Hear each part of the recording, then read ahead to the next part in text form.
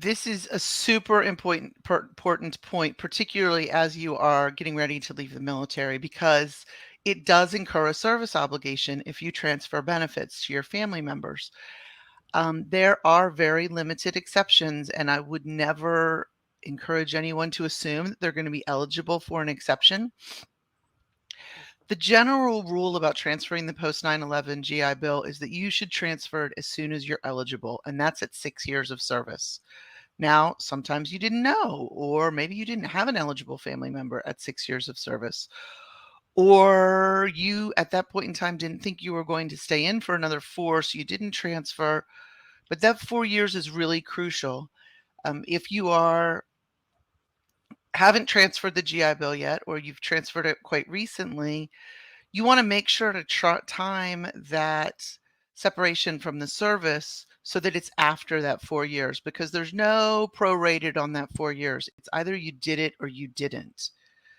And one Mm. of the very frustrating things about the way this program is administered is that the VA doesn't seem to do like a records check before they start sending out the benefits.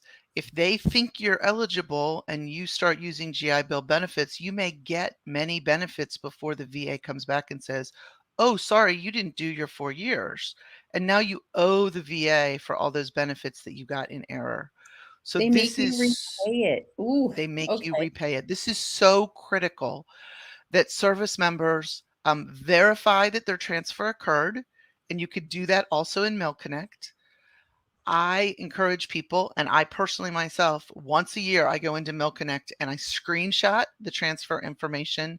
And then there's a letter in there, and I download that letter every year because this just makes me very nervous thinking about what if there was a problem. And then be incredibly sure that those 4 years were fulfilled.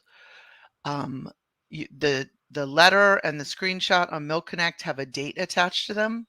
So the math seems like it should be pretty easy, but we do hear horror stories of people who got out a week too soon. Thankfully, we're not talking about a lot of people, but even one person is a lot of people. Yeah. And you definitely don't want that to be your family that happens to, right? Like, you don't Yeah, wanna be that no. one person